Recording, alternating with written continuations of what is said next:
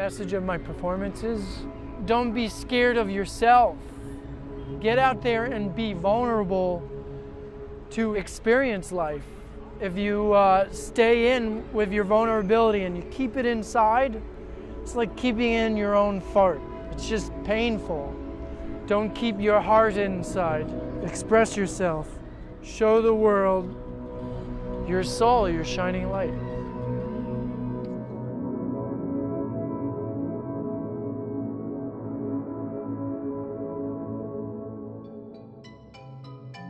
This is the moment.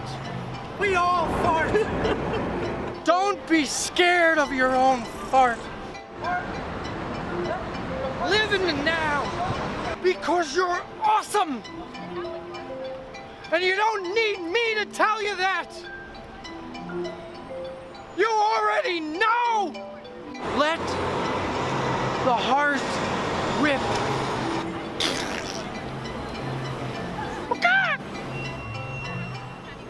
Growing up in New Jersey, it was, we pretty normal family. I have my mother and father. We get along pretty well. I was a stay-at-home mom until I went back to work, and it was fun. It was different than being in the city because I grew up in New York. I was the class clown. I was a goof. When I was young, I did want to be social and I wanted to connect to people. I was really shy. Somebody said, I'll give you a quarter if you start flexing in front of those girls or whatever. Of course I wanted to do it, and it was just an excuse to someone to give me money. So I started to flex in front of these girls, and then all of a sudden everybody on the bleachers was watching me. It was a big moment because it became like a show. It was like a breaking boundary moment, That's why it was so cool.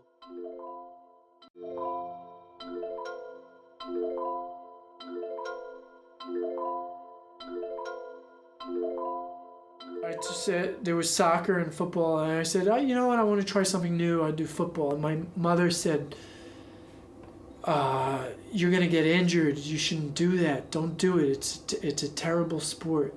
I should have listened to my mother. I thought I could tackle people because I thought it was fun, but it ended up not being fun because I got hit real hard and I blacked out for a second. I didn't realize I probably did some damage to my head. I went into a guy really hard and it pushed my lower back. I already was born with a spondylosis, but I didn't have any symptoms from it. But now because I got tackled in a bad way, it probably triggered a disc bulge or something, a herniated disc.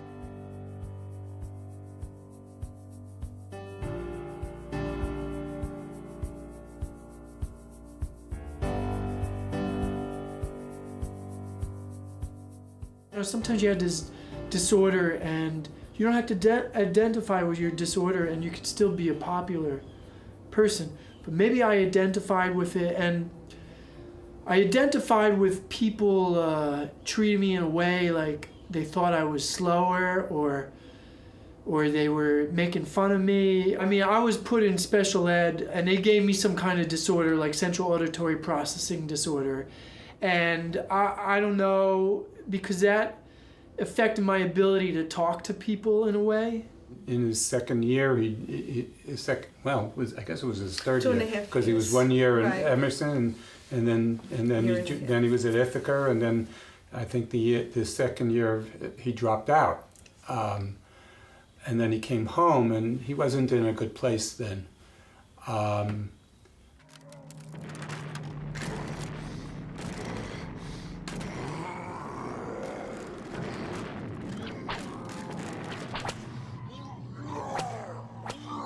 It was in San Francisco.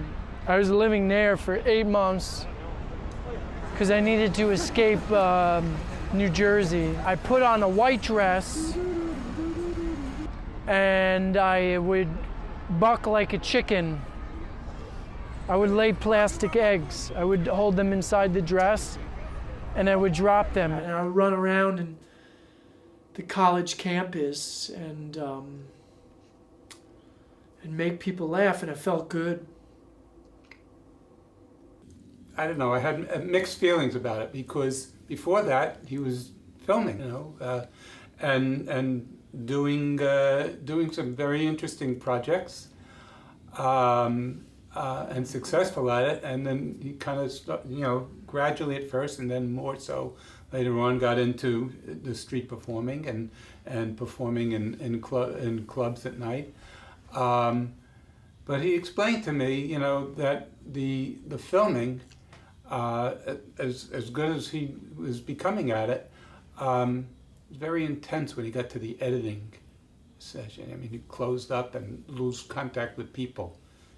So I kind of stopped making films and videos. I can't look in front of that radioactive screen too. It just saps the lifeblood out of you. That's why I like performance.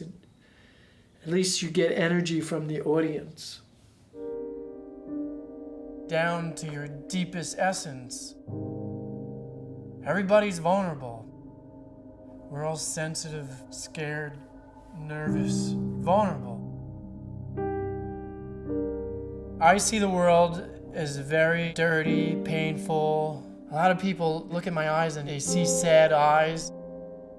All the suffering that you cause on yourself, and everybody's pushing bad energy on people, but this part of it, I love it too.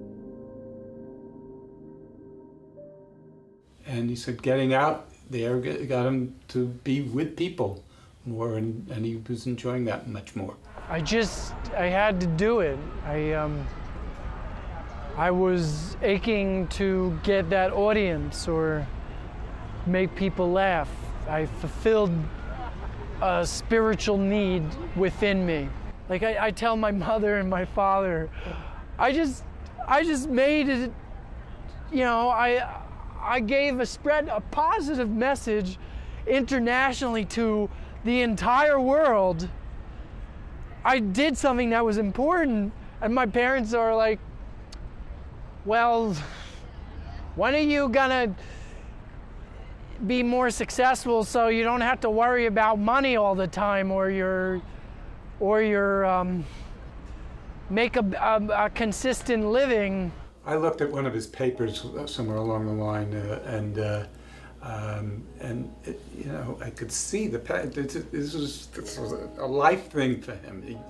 He needed to be doing this. But I didn't pursue it professionally until I was 25, and then that's when people called me, "Oh, now you're a performance artist."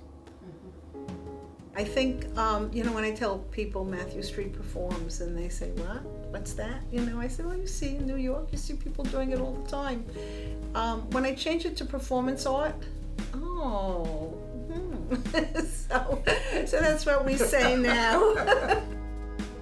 I would never have called it performance art, because I was like, that's like ballerina. That's like. It's like stuff that I wouldn't do. Eventually, I started to understand performance art, and it's actually a very general topic. The stuff that art people do, like there's this, it could be anything. I mean, people do this performance art where they're ripping paper and then they pour shampoo all over their head, or slime, and they pick their nose and rub it against their body, and that could be called performance art. The more art. My thing, as I call it, fart art, Fart art.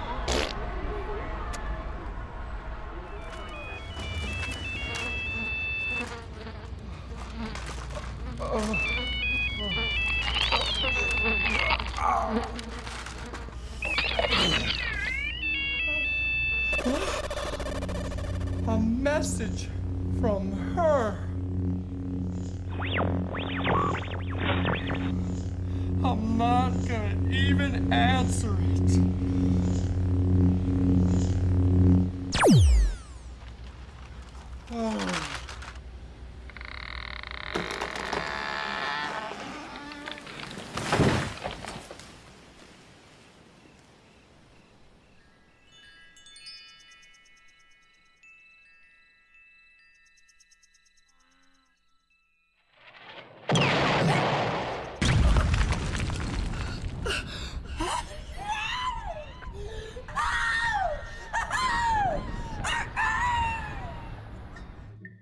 when we see him out in Union Square or things, I mean, he'll get other people, you know. I mean, they're just, you know, people are reluctant to dive into the middle because he wants them to come and dance with him and perform with him.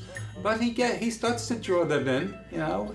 And there's always a lot of people, you know, people walk by, some of them stop for a few seconds, some of them linger there, you know, and always seems to be, you know, a good crowd walking by. He wound up on a Hallmark card. Oh yeah, I saw on Facebook somebody wrote, "Hey, Deborah, is that your brother Matthew on a Hallmark card?" And I looked at the card and I said, "Is this for real?" I ran right out to CVS and I bought about 5 of them. There's this poster that was in stores all over the country. You know, sometimes I want to be that happy, positive person, and sometimes I get to be that person. But lately I've been this, like that type of person. He has an artist's temperament. When things are going well, he's ecstatic and you know, can't stop going on about it. But when things are not going right, he you know, he gets moody and he can lose his temper. And I actually find I don't want to be social now. I find people they irritate me. I find I get annoyed by people. I don't mean to, but I do. This depression isn't like the one that's, you know, back when he was in college.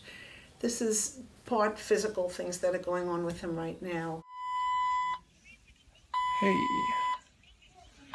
this is what it's like.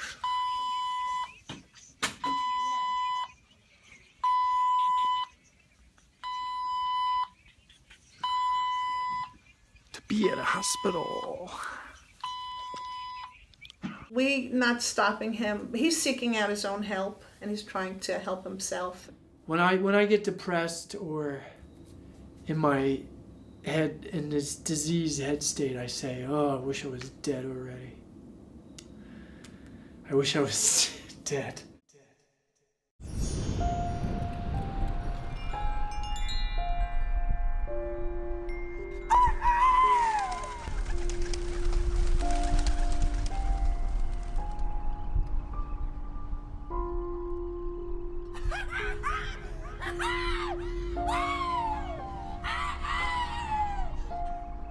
It's easy to laugh at it now because I'm not in that state.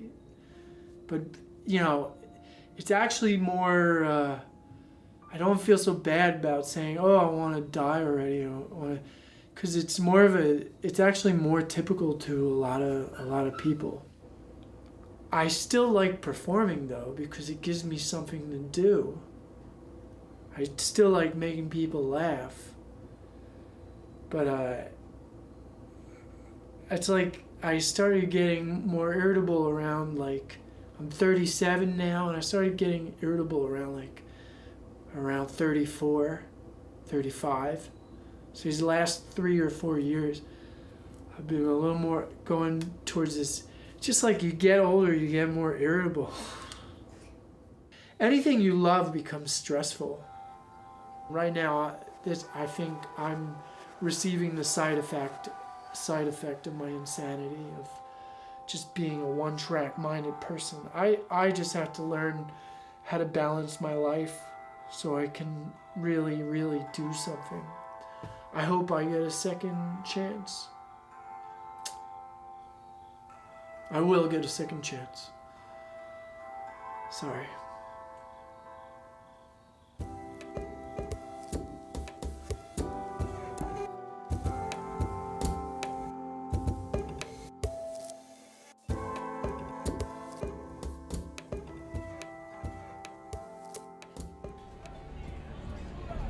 This! I remember this! This is an adventure! This is the memory!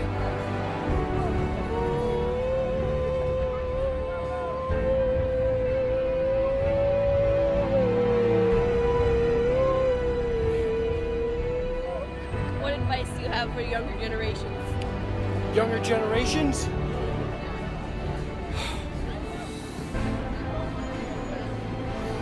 Live in the moment. Don't get old.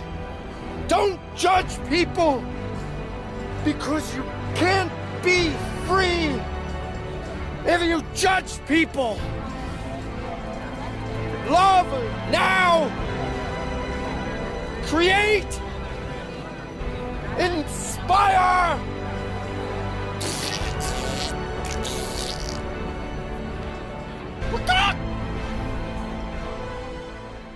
Please listen carefully.